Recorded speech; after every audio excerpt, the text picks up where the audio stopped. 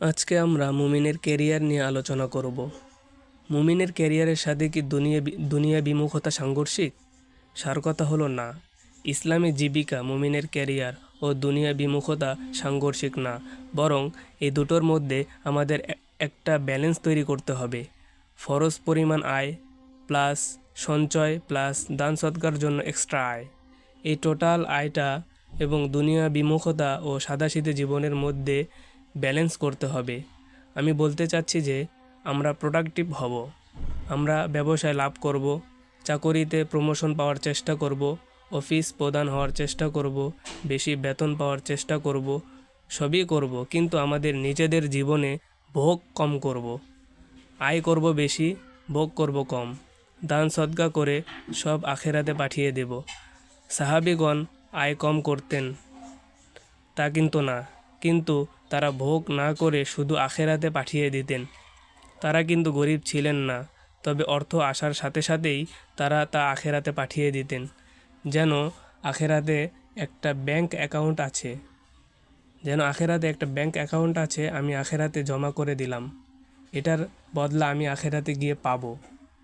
মূল কথা হচ্ছে তারা আয় করতেন অনেক, যে কোনো মাধ্যমে হোক, ভাতার মাধ্যমে হোক বা ব্যবসার মাধ্যমে হোক, আয় থাকতো অনেক, কিন্তু তাদের জীবন ছিল সাদাসিধে, জীবন ছিল মধ্যম পন্থার। খাব্বাব রাদিয়াল্লাহু তাআলা আনহু সবচেয়ে গরিব সাহাবীদের একজন ছিলেন। 13 কোটি টাকা তার কাছে মৃত্যুর সময় ছিল। তিনি পুরো টাকাটাকে উন্মুক্ত করে একটা ফান্ড তৈরি করে চলে গেলেন।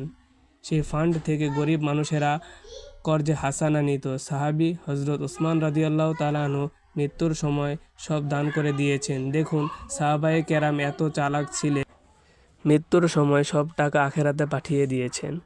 তারা ছিলেন চালাক আর আমরা হলাম বোকা। আমরা দুনিয়াতে জমিয়ে রেখে যাই, পরে 12 ভূতে লুটে খায়। আর তারা টাকা আসার সাথে সাথে আখেরাতে পাঠিয়ে দিতেন, যেহেতু আসল জীবন হচ্ছে আখেরাতের জীবন।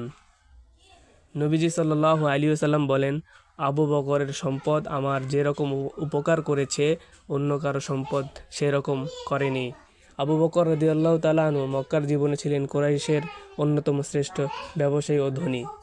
তাবুকের যুদ্ধে ওসমান রাদিয়াল্লাহু তাআলা আনহু একাই 940টি উট ও 60টি ঘোড়া সদকা করেন। ধরুন, আজকের দিনে 1000টা গাড়ি, 35,000 দিরহামে রুমা কূপ কিনে ওয়াকফ করেন, 25,000 দিরহামে জমি কিনে মসজিদে নববী সম্প্রসারণ করেন। আব্দুর রহমান ইবনে আউফ রাদিয়াল্লাহু তাআলা আনহু ছিলেন সাহাবাদের মাঝে